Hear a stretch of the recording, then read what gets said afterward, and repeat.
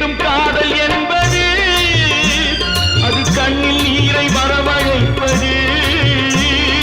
பெண்கள் காட்டும் அன்பு என்பது நம்மை பித்தனாக்கி அலைய வைப்பது.